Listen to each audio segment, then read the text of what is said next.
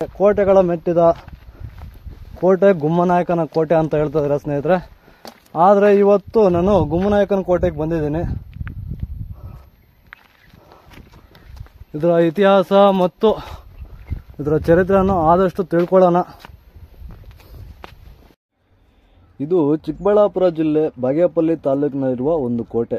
ಪಾಳೆಗಾರರ ಇತಿಹಾಸವನ್ನು ಸಾರಿದ ಒಂದು ಕೋಟೆ. ಇದು ಎರಡನೇ ಬಾಗಿಲು ಸ್ನೇಹಿತರೆ.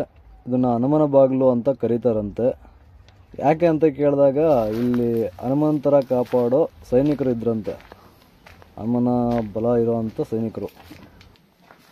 ಕೋಟೆ ಬಾಗಿಲು ಕ್ಲೋಸ್ ಆದಾಗ ಈ ಬಾಗಿಲಿಂದ ಬರುವಂಥದ್ದು. ಇದನ್ನ ದಿಂಡಿ ಬಾಗಿಲು ಅಂತ ಕರೀತಾರೆ ಸ್ನೇಹಿತರೆ. ಇದನ್ನ ಮತ್ತೆ ಆಚೆ ಕಡೆ ಹೋಗಿ ತೋರಿಸ್ತೀನಿ.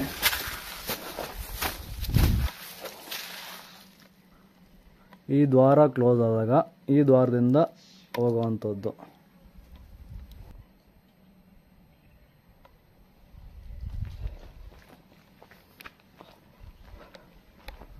ಬರ್ತಾ ಇದ್ದಂತೆ ಒಂದು ದೇವಸ್ಥಾನ ಸಿಗುತ್ತೆ. ಆಂಜನೇಯನ ದೇವಸ್ಥಾನ, ಆಂಜನೇಯನ ವಿಗ್ರಹ.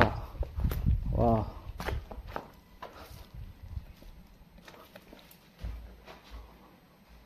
ಹನುಮನ ದರ್ಶನ ಪಡೆದು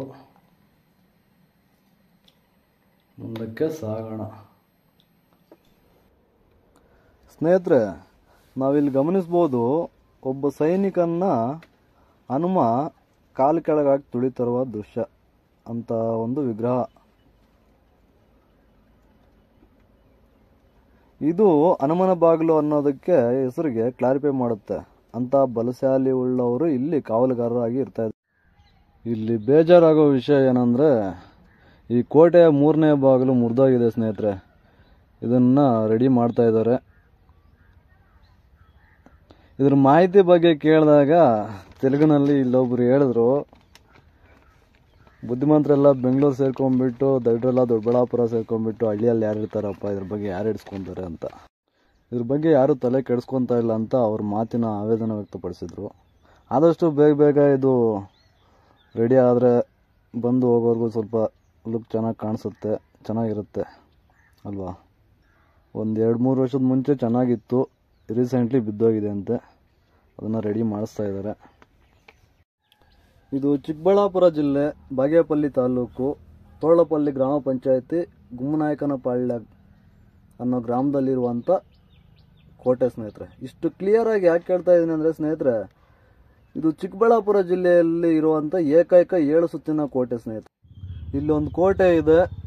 ಈ ಸುತ್ತಮುತ್ತಲಿನವ್ರಿಗೆ ಬಿಟ್ಟು ಈ ಜಿಲ್ಲೆಯಲ್ಲಿ ಸುಮಾರು ಆದಷ್ಟು ತುಂಬ ಜನಕ್ಕೆ ಇಲ್ಲಿ ಕೋಟೆ ಇದೆ ಅನ್ನೋದೇ ಗೊತ್ತಿಲ್ಲ. ಸುಮಾರು ಜನತೆಗೆ ಗೊತ್ತಿಲ್ಲ ಈ ಚಿಕ್ಕಬಳ್ಳಾಪುರ ಜಿಲ್ಲೆಯಲ್ಲಿ.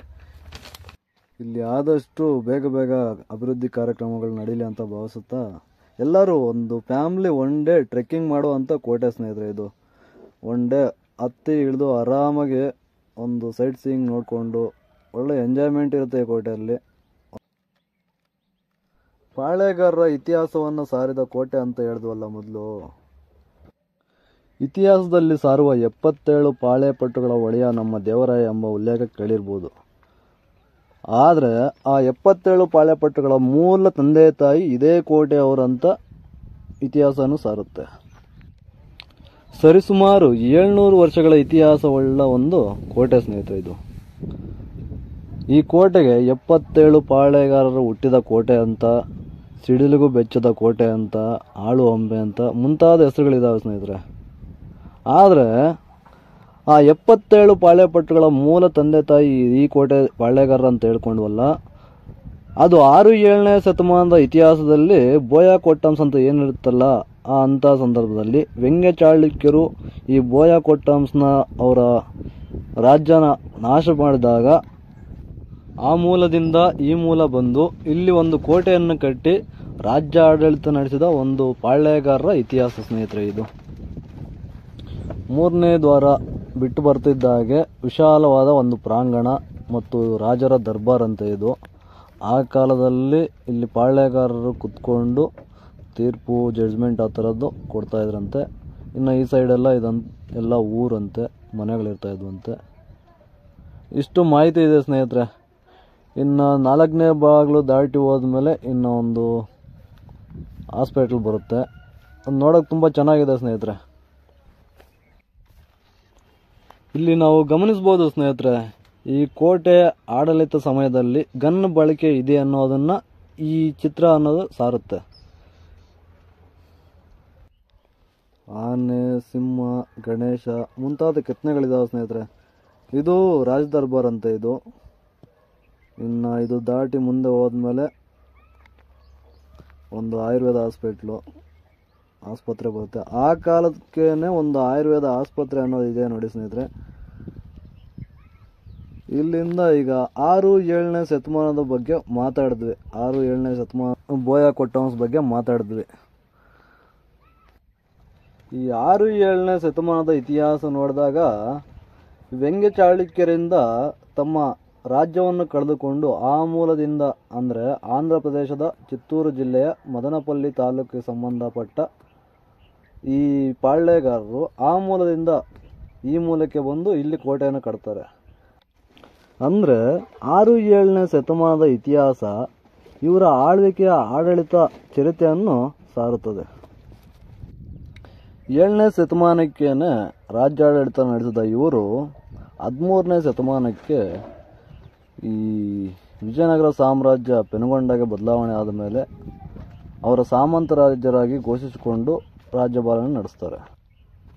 ಇದೇ ಸಂದರ್ಭದಲ್ಲಿ ಈ ಕೋಟೆಯ ಪಾಳ್ಯಗಾರರಿಗೆ ರಾಯರ ದತ್ತುಪುತ್ರ ಎಂಬ ಬಿರುದು, ಈ ಕೋಟೆಗೆ ನಾಡಿನ 2ನೇ ಹಂಪಿ ಎಂಬ ಹೆಸರು ಬರುತ್ತೆ ಸ್ನೇಹಿತರೆ.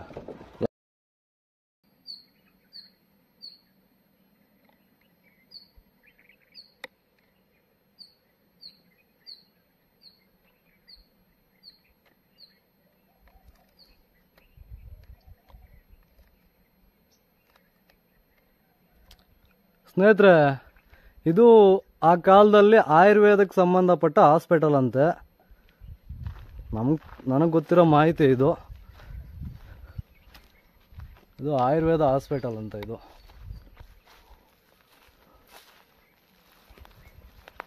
ನೋಡಿ, ಆ ಕಾಲದಲ್ಲೂ ಒಂದು ಹಾಸ್ಪಿಟಲ್ನ ವ್ಯವಸ್ಥೆ ಇದೆ ಅಂತ ಹೇಳಿದ್ರೆ ಈ ಕೋಟೆ ಎಷ್ಟು ಸುಸ್ಥಿರವಾಗಿರ್ಬೋದು ಅಲ್ವಾ. ಇದು ನೀರಿನ ವ್ಯವಸ್ಥೆ. ಇದು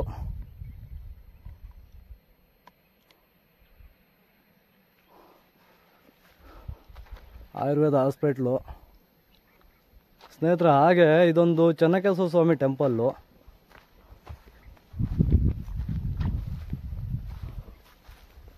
ನೋಡಿ ಸ್ಟ್ರಕ್ಚರು, ಡಿಸೈನ್.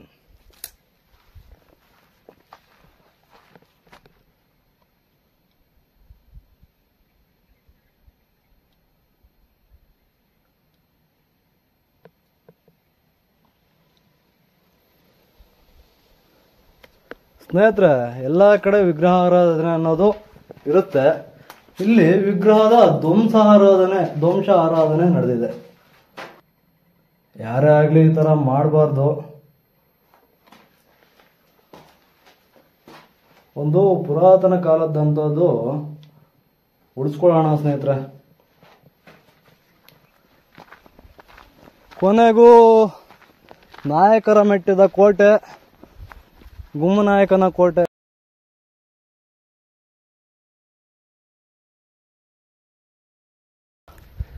ಏಳು ಸುತ್ತಿನ ಕೋಟೆಗೆ ಎಂಟ್ರಿ.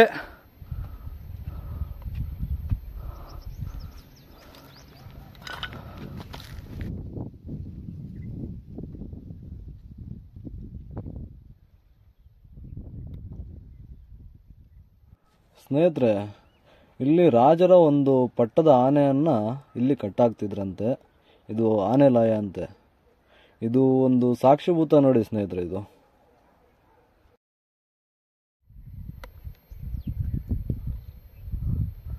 ಇನ್ನು ಕೋಟೆ ಹತ್ತಕ್ಕೆ ಸ್ಟಾರ್ಟು. ಈ ಕೋಟೆಗೆ ಯಾರೇ ಬರಲಿ ಮೊದಲು ತಿಳಿಬೇಕಾಗಿರೋ ಕೆಲವೊಂದು ವಿಷಯಗಳು. ಇದು 77 ನಾಯಕರ ಕೋಟೆ, ಸಿಡಿಲಿಗೆ ಬೆಚ್ಚದ ಕೋಟೆ, ಹಾಳು ಹಂಪೆ ಅಂತ ಕೆಲವೊಂದು ವಿವರಣೆಗಳಿರುತ್ತೆ. ಆದರೆ ಚರಿತ್ರೆಯಲ್ಲಿ ಐತಿಹಾಸಿಕ ಕೆಲವೊಂದು ವಿವರಣೆ ಕೊಟ್ಟಿದೆ. ಅದರಲ್ಲಿ ಮೊದಲನೇದು ಈ ಕೋಟೆಯನ್ನು ಕಟ್ಟಿದ ಪಾಳ್ಯಗಾರರು. ಎರಡನೇದಾಗಿ ದಾಯಾದಿ ಕಲಹೆ. ಈ ದಾಯಾದಿ ಕಲಹೆ ಹೇಗೆ ಬಂತು, ಏನು ಅಂತ ಒಂದು ವಿವರಣೆ. ಇದು ಎಲ್ಲ ಜನ್ರೇಷನ್ನಲ್ಲೂ ಇರೋದೇ ಅಲ್ವಾ. ನೆಕ್ಸ್ಟು ಮೂರನೇದು, ಈ ಕೋಟೆಗೆ ಆಳಿದ ವೀರ ವನಿತೆ ಯಾರು, ಅದೊಂದು ವಿವರಣೆ. ನಂತರ ಮೊಘಲರ ಆಕ್ರಮಣ, ತಾಯಿ ಮಗ ಒಂದು ಬಾವಿಗೆ ಬಿದ್ದು ಪ್ರಾಣ ಕಳ್ಕೊಂಡ ಒಂದು ಕತೆ, ಮತ್ತು ಮರಾಠಗರ ಆಗಮನ, ಬ್ರಿಟಿಷರ ಆಕ್ರಮಣ, ನಂತರ ಈ ರಾಜಕೀಯ ಕುತಂತ್ರ, ಆದ ಮೇಲೆ ಈ ರಾಜ್ಯ ಕಳ್ಕೊಂಡ ರಾಜ ದೊಡ್ಡಬಳ್ಳಾಪುರದಲ್ಲಿ ಹೋಗಿ ಹೃದಯಾಘಾತದಿಂದ ತೀರೋಗ್ತಾನೆ. ಆದರೆ ಈ ಕೋಟೆಗೆ ಸಂಬಂಧಪಟ್ಟ ಈಗಿನ ತಲೆಮಾರಿನವರು ಈಗಲೂ ಇನ್ನೂ ಈ ಜಿಲ್ಲೆಯಲ್ಲೇ ಇದ್ದಾರೆ.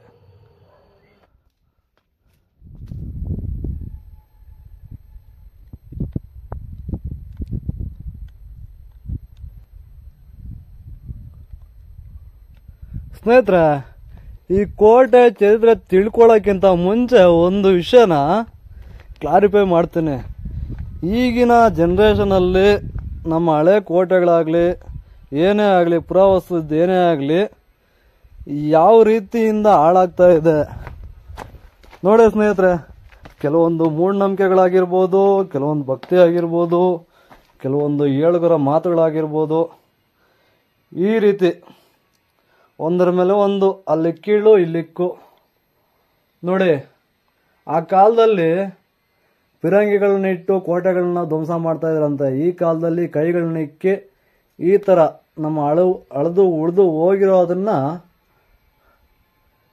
ನಮ್ಮವರು ಹಾಳು ಮಾಡ್ತಾ ಇದ್ದಾರೆ. ಇದನ್ನ ಆದಷ್ಟು ತಡಿಬೇಕು ಸ್ನೇಹಿತರೆ. ದಯವಿಟ್ಟು ಈ ಥರ ಮಾಡ್ಲಿಕ್ಕೆ ಹೋಗಬೇಡಿ, ಮಾಡಬೇಡಿ. ಒಬ್ಬೊಬ್ಬ 3 ಕಲ್ಲು ಕೀಳ್ತಾ ಇದ್ರೆ 30 ವರ್ಷಕ್ಕೆ ಏನು ಇರಲ್ಲ ಕಣ್ರಿ, ಏನು ಇರಲ್ಲ. ನೀವೆಲ್ಲ ಕಿತ್ತು ಈ ಥರ ಕಲ್ಲುಗಳು ಹಾಕಿಲ್ಲ ಅಂದ್ರೆ ಯಾರಾದ್ರೂ ಬಂದಿರೋನು ಪ್ರವಾಸಿಗರು ಯಾರ್ಯಾರು ಆಗಲಿ ಬಂದು ಕುತ್ಕೊಳ್ಳೋದಾಗ್ಲಿ ರೆಸ್ಟ್ ತೊಗೊಳೋದಾಗ್ಲಿ ಮಾಡ್ತಾ ಇದ್ರು. ಏನಿದು ಸ್ನೇಹಿತರೆ, ದಯವಿಟ್ಟು ಈ ಥರ ಮಾಡಕ್ಕೆ ಹೋಗಬೇಡಿ.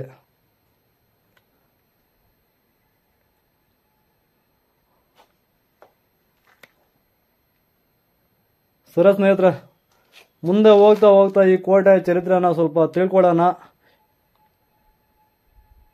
ಆದಷ್ಟು ನನಗೆ ಗೊತ್ತಿರೋ ಮಟ್ಟಿಗೆ ನಾನು ತಿಳಿಸ್ತೀನಿ. ಇದೇನಂದ್ರೆ, ಕೆಲವು ಚರಿತ್ರಕಾರರು ಕಣ್ಣು ಮುಚ್ಚಿ ತಾವು ಹೇಳಿದ್ದನ್ನ ನಾವು ಕೇಳ್ತಾ ಇದ್ದೀವಿ. ಆದಷ್ಟು ಇನ್ನು ಆಳವಾಗಿ ಇದನ್ನ ಯಾವುದೇ ಆಗಲಿ, ಯಾವುದೇ ಚರಿತ್ರೆ ಆಗಲಿ ಆಳವಾಗಿ ಶೋಧನೆ ಮಾಡಿ ಅದನ್ನ ಮಾಹಿತಿಯನ್ನು ಕೊಡಬೇಕಂತ ಕೊಟ್ಟರೆ ಒಳ್ಳೇದು ಅಂತ ಭಾವಿಸ್ತೀನಿ ಸ್ನೇಹಿತರೆ. ಇದು ಪಾಳೆಗಾರರ ಅರಮನೆ ಅಂತೆ, ರಾಜರ ಅರಮನೆ ಅಂತೆ ಸ್ನೇಹಿತರೆ.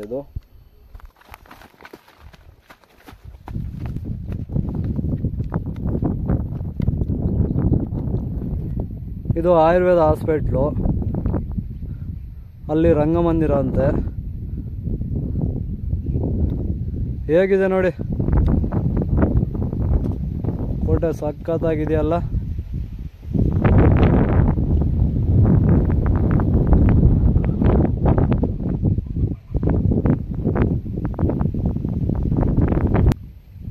ಸ್ನೇಹಿತರೆ, ಈ ಕಟ್ಟಡದಲ್ಲಿ ಈ ಡಿಸೈನ್ ನೋಡಿ ಯಾವ ರೇಂಜಲ್ಲಿ ಮಾಡಿದ್ದಾರೆ. ತಲೆಮಾರುಗಳು ಉಳಿದರೂ ಮತ್ತಷ್ಟು ದೃಢವಾಗಿದ್ದಾವೆ. ಈ ಸ್ಟ್ರಕ್ಚರ್ ಆಗಲಿ, ಆರ್ಕಿಟೆಕ್ಟ್ ಆಗಲಿ ಸೂಪರ್ ಇದೆಯಲ್ಲ.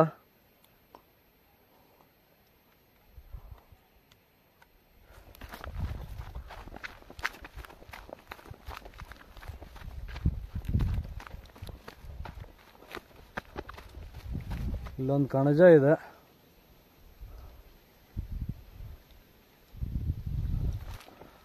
ಕಾವಲುಗಾರರು ಮೇಲೆ ಹತ್ತಿ ಅದರ ಮೇಲೆ ಪಹರೆ ಕಾಯುತ್ತಿರುವಂಥ ಕಣಜಗಳು.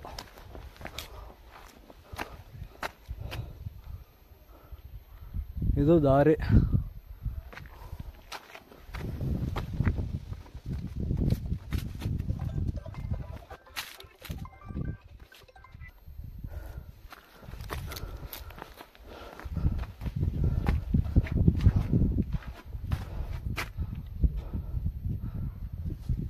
ಇಲ್ಲಿಂದ ಮೇಲಕ್ಕೆ ಸ್ವಲ್ಪ ಟೈಮ್ ತಗೊಳುತ್ತೆ. ಹತ್ಕೊಂಡು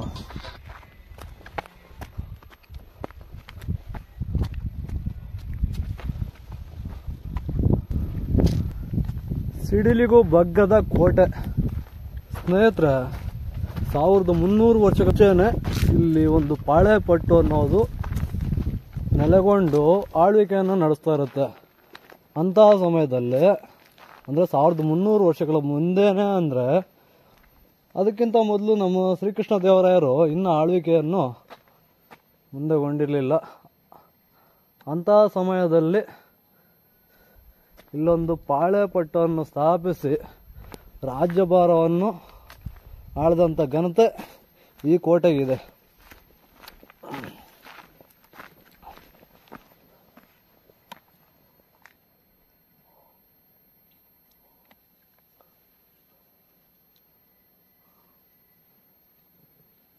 ಇದಕ್ಕೊಂದು ಸಣ್ಣ ಮಾಹಿತಿ ಇದೆ ಸ್ನೇಹಿತರೆ.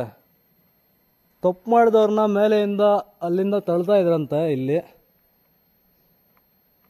ಕಳ್ತನ ಮಾಡೋರಾಗ್ಲಿ ಅಲ್ಲಿಂದ ಇಲ್ಲಿಗೆ ತಳ್ತಾ ಇದ್ರಂತೆ. ಇದು ಇವರು ವಿಧಿಸುವಂತ ಒಂದು ಶಿಕ್ಷೆ ಅಪರಾಧಿಗಳಿಗೆ.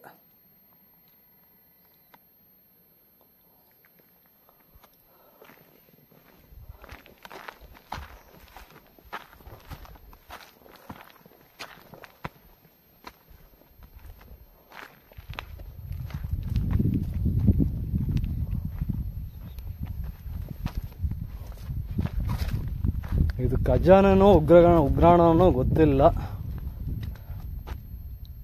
ನನ್ನ ಅನಿಸಿಕೆ ಇದು ಒಂದು ಖಜಾನೆ ಆಗಿರ್ಬೋದು ಅಂತ.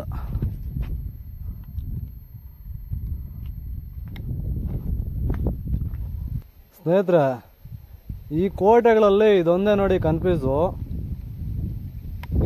ಇಲ್ಲಿ ಸಣ್ಣದಾಗಿ ಒಂದು ದಾರಿ ಇದೆ, ಕಾಲ್ ದಾರಿ. ಅದು ಮೇನ್ ಕೋಟೆಗೆ ಹೋಗುತ್ತೆ.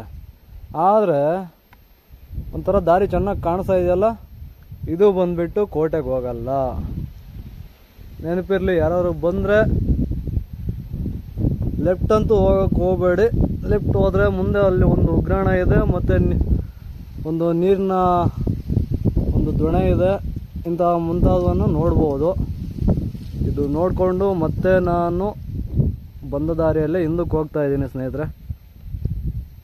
ಮತ್ತೆ ಯಾರಾದರೂ ಬಂದರೆ ಇದೇ ಥರ ಮಿಸ್ ಆಗಬೇಡಿ. ಇಲ್ಲಿದೆ ನೋಡಿ ಚಿಕ್ಕ ದಾರಿ.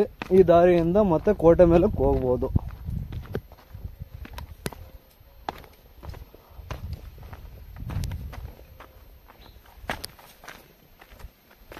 ಇದು ಕೋಟೆಗೆ ಹತ್ತುವ ದಾರಿ. ಕೋಟೆ ಮೇಲಕ್ಕೆ ಹೋಗೋ ದಾರಿ. ಹೋಗಿ ನೋಡೋಣ, ನೋಡಿ ಇಳಿಯೋಣ.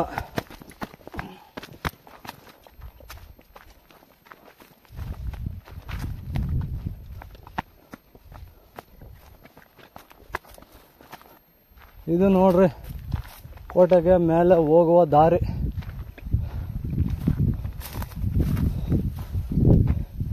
ಇಲ್ಲಿ ನೋಡಿ, ಇಲ್ಲಿ ಯಾವ ಕಾಲದಲ್ಲಿ ಇಕ್ಕಿದಂತ ಕಲ್ಲುಗಳು ಗೊತ್ತಿಲ್ಲ.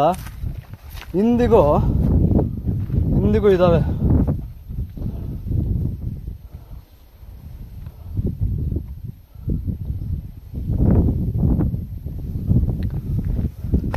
ಈ ಕಟ್ಟಡ ಮುಂದಕ್ಕೆ ಜರುಗದೆ ಇರ್ಲಿ ಅಂತ ನೋಡಿ ಕಲ್ಲುಗಳು ಯಾವ ತರ ಇಕ್ಕಿದ್ದಾರೆ.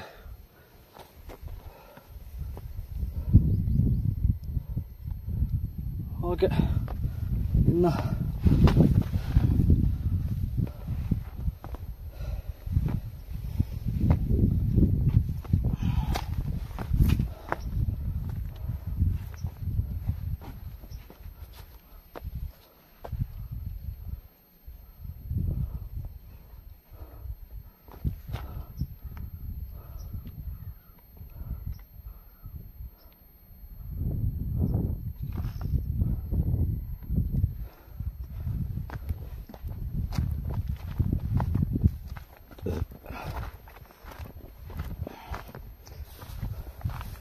ಹೆಚ್ಚು ಕಡಿಮೆ 1000 ವರ್ಷಗಳ ಇತಿಹಾಸ. 1300 ವರ್ಷಗಳಕ್ಕಿಂತ ಮುಂಚೆನೆ ಅಂದರೆ 1250 ಸಮಯದಲ್ಲಿ ಇಲ್ಲಿ ಒಂದು ಕೋಟೆ ನೆಲೆಯುತ್ತೆ. ಸುಸ್ತಾಗ್ಬಿಟ್ಟಿದೆ, ಎಲ್ಲ ರೆಸ್ಟ್ ತಗೊಂಡು ಸ್ವಲ್ಪ ಮಾಹಿತಿನ ಕನೆಕ್ಟ್ ಮಾಡೋಣ.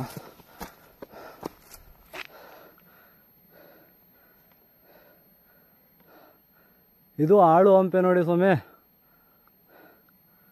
ಆಳು ಹಂಪೆ ಅಂತ ಯಾಕೆ ಹೇಳ್ತಾರೆ ಅಂತ ಹೇಳಿದ್ರೆ, ಇದಕ್ಕೊಂದು ವಿಚಿತ್ರವಾದ ಒಂದು ಘಟನೆ ಮತ್ತು ಒಂದು ಮಾಹಿತಿನೂ ಇದೆ.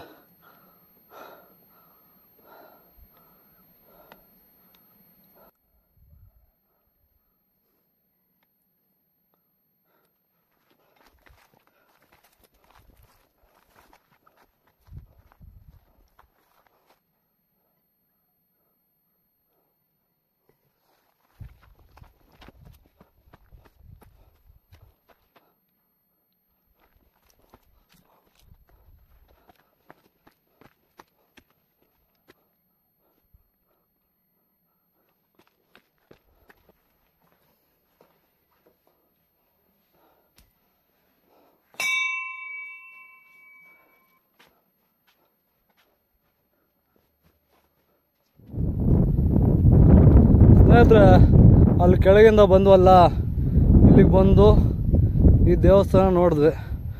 ಮತ್ತೆ ಆ ಕಡೆ ಲೆಫ್ಟ್ ಹೋಗಬೇಡಿ, ಅದು ಕೋಟೆಗೆ ಹೋಗಲ್ಲ. ಮತ್ತೆ ನೀವು ವಾಪಸ್ ಬರ್ಬೇಕು. ಹಿಂಗೆ ವಾಪಸ್ ಬಂದು ಇಲ್ಲಿದೆ ನೋಡಿ ದಾರಿ, ಇದು ದಾರಿ. ಈ ದಾರಿಯಿಂದ ಕೋಟೆಗೆ ಪ್ರವೇಶ ಮಾಡಬೇಕು.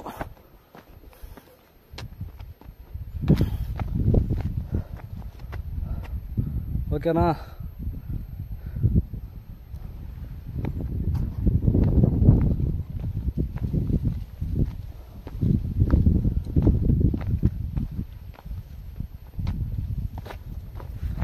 ಈ ಜನರೇಷನಲ್ಲಿ ಇಷ್ಟು ಬುದ್ಧಿ ಇರೋರೆ ಈ ಕೋಟೆ ಮೇಲ್ಭಾಗ ಸೇರ್ಕೊಳ್ಳೋದಕ್ಕೆ ಇಷ್ಟು ಟೈಮ್ ತಗೊಂತೀವಿ. ಆ ಕಾಲದಲ್ಲಿ ಆದಷ್ಟು ಎಲ್ಲ ದೊಡ್ಡ ಜನಗಳು ಅಂತ ಅನ್ಕೊಂತೀವಿ ಅಷ್ಟೇ. ವಾವ್, ಏನಿದೆ ಕಣ್ರಿ ಇದು, ಏನಿದೆ ಆದ್ರೆ ಏನು ಇಲ್ಲ. ವಾ, ಇದು ನೋಡ್ರಿ ಎಂಟ್ರೆನ್ಸು. ಇದು ಕೋಟೆಯ ಪ್ರವೇಶದ್ವಾರ.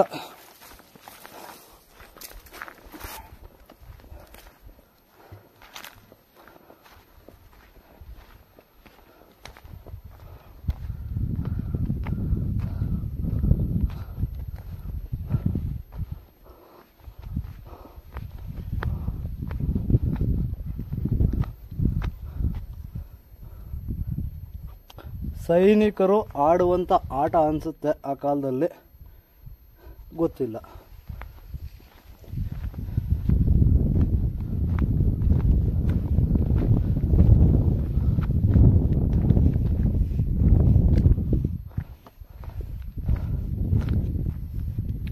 ನೋಡಿ, ಯಾವುದೇ ಕಾಲದಲ್ಲಾಗಲಿ ಇಲ್ಲಿ ನೀರಿರುತ್ತಂತೆ.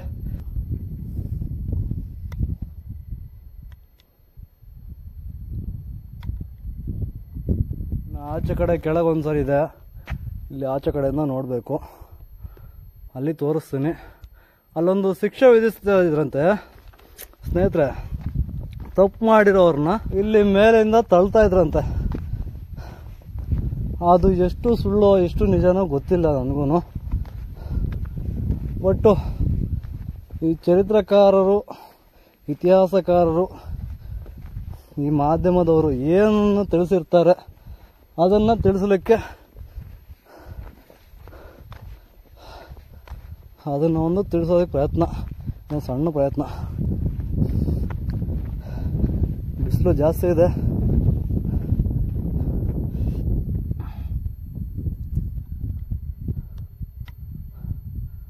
ನೋಡಿ, ಅಲ್ಲೊಂದು ಖಜಾನೆ ಇದೆ. ರಹಸ್ಯ ಕೊಠಡಿ ಅಂತಾರಲ್ಲ, ಖಜಾನೆಗಳು ಅದು.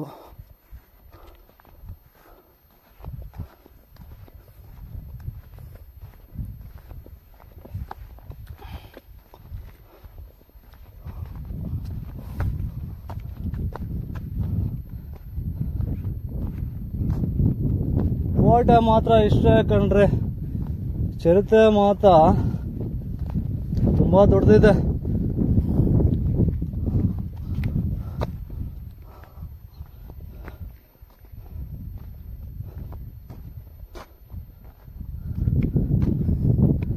ಸುತ್ತ ಬೆಟ್ಟಗಳು, ಈ ಬೆಟ್ಟಗಳ ಮಧ್ಯೆ ಇದೊಂದು ಕೋಟೆ.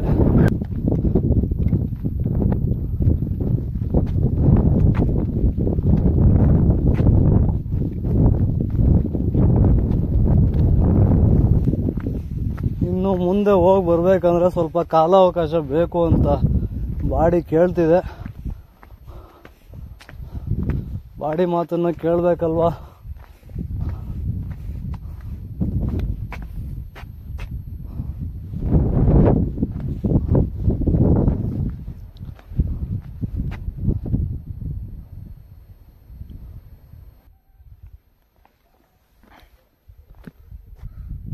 ಸ್ನೇಹಿತರೆ, ಒನ್ ಡೇ ಟ್ರಿಪ್ ಮುಗಿಸೋರಂಥವ್ರು ಈ ಕೋಟೆಗೆ ಖಂಡಿತ ವಿಸಿಟ್ ಮಾಡಬೇಕಂತ ಒಂದು ಕೋಟೆ ಇದು.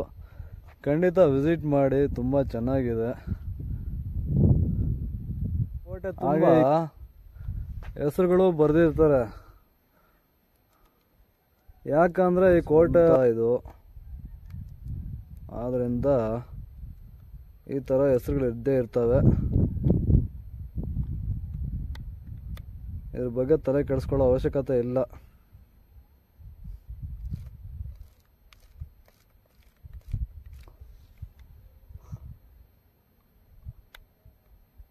ನೋಡಿ, ಈ ಥರ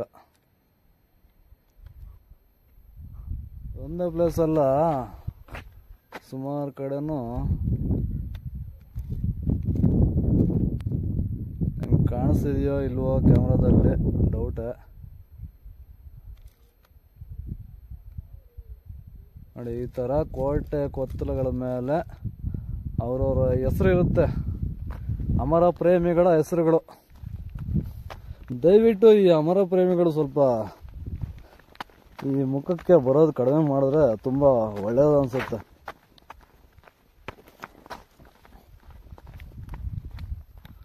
ಕೋಟೆ ಮೇಲೆ ಒಂದು ವಿಜಯದಶಮಿ ದಿಬ್ಬ ಅಂತ ಇತ್ತು ಅಂತ ಹೇಳ್ತಾರೆ. ಅದನ್ನು ಹುಡುಕಾಡ್ತಾ ಇದ್ದೀನಿ, ಯಾವುದಂತ ಗೊತ್ತಿಲ್ಲ ಸ್ನೇಹಿತರೆ. ನಿಮ್ಗೇನಾದ್ರು ಗೊತ್ತಿದ್ರೆ ಖಂಡಿತ ಒಂದು ಕಮೆಂಟ್ ಹಾಕಿರಿ. ವಿಜಯದಶಮಿ ದಿಬ್ಬ ಅಂತ ನನಗೂ ಈಗಲೂ ಸಿಕ್ಕಿಲ್ಲ, ಅದು ಯಾವ ಪ್ಲೇಸ್ ಅಂತ ಮಾಹಿತಿ ಬಂದಿಲ್ಲ. ಅಂಬಾರಿ ಉತ್ಸವ ಇಲ್ಲಿ ಕೂಡ ನಡೆಯುತ್ತಿತ್ತಂತೆ.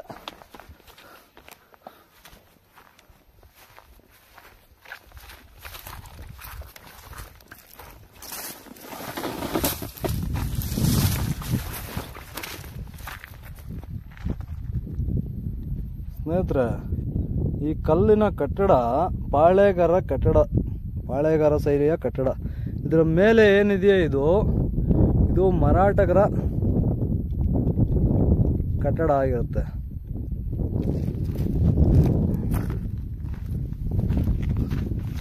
ಈ ಕೋಟೆಗೆ ಮೊಘಲರ ದಾಳಿಯಿಂದ ಬೇಸತ್ತು ಮರಾಠಗರನ್ನು ಸಹಾಯ ಕೋರುತ್ತಾರೆ ಈ ಕೋಟೆ ರಾಣಿ. ಅದರ ಕಾರಣ ಮರಾಠಗರು ಈ ಕೋಟೆಗೆ, ನೋಡಿ, ಇದು ಆ ಕಾಲದಲ್ಲಿ ಬಂದೂಕುಗಳನ್ನ ಇಕ್ಕಿ ಫೈರ್ ಮಾಡ್ತಿರುವಂತ ಒಂದು ಪ್ಲೇಸ್ ಇದು.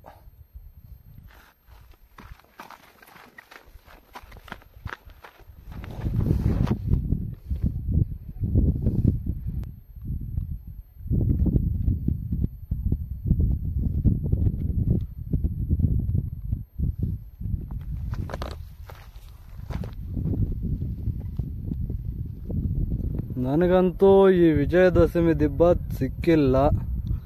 ದಯವಿಟ್ಟು ಎಲ್ಲಿದೆ ಗೊತ್ತಿರೋರು ಕಮೆಂಟ್ ಮಾಡಿ.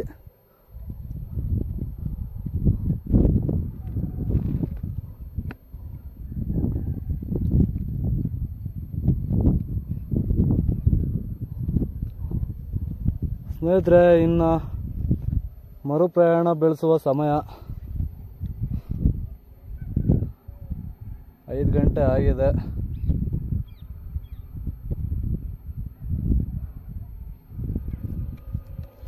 ಸ್ನೇಹಿತರೆ, ವಿಡಿಯೋ ಕೊನೆವರೆಗೂ ನೋಡಿದ್ದೀರಾ ಅಂದರೆ ನೀವು ಪಾರ್ಟ್ 2 ಖಂಡಿತ ನೋಡ್ತೀರಾ. ಈ ಕೆರೆ ಹತ್ರ ಇರೋ ಒಂದು ದೇವಸ್ಥಾನದ ಬಗ್ಗೆ, ಈ ಬಾವಿ ಬಗ್ಗೆ ಒಂದು ಹೊಸ ವಿಷಯನ ಪಾರ್ಟ್ 2ನಲ್ಲಿ ತಿಳ್ಕೊಳ್ಳೋಣ. ಈ ಕೋಟೆ ಚರಿತ್ರೆ ಬಗ್ಗೆ ಮತ್ತಷ್ಟು ಆಳವಾಗಿ ತಿಳ್ಕೊಳ್ಳೋಣ. ಜೈ ಹಿಂದ್, ಜೈ ಕರ್ನಾಟಕ. ಈಶ್ವರ ಇದಾನೆ ಅಂದರೆ ಇದ್ರ ಬಗ್ಗೆ ಸರಿಯಾದ ಮಾಹಿತಿ ನಮಗಂತೂ ಇಲ್ಲ. ಒಂದು ತಣ್ಣನೆ ವಾತಾವರಣ. ಒನ್ ಡೇ ಟ್ರಿಪ್ ಮಾಡೋರಂತೂ ಖಂಡಿತ ಬರಲೇಬೇಕಾದ ಒಂದು ಪ್ಲೇಸ್ ಕಂಡ್ರೆ ಇದು. ಖಂಡಿತ ಬಂದು ವಿಸಿಟ್ ಮಾಡಿ, ತುಂಬ ಚೆನ್ನಾಗಿದೆ.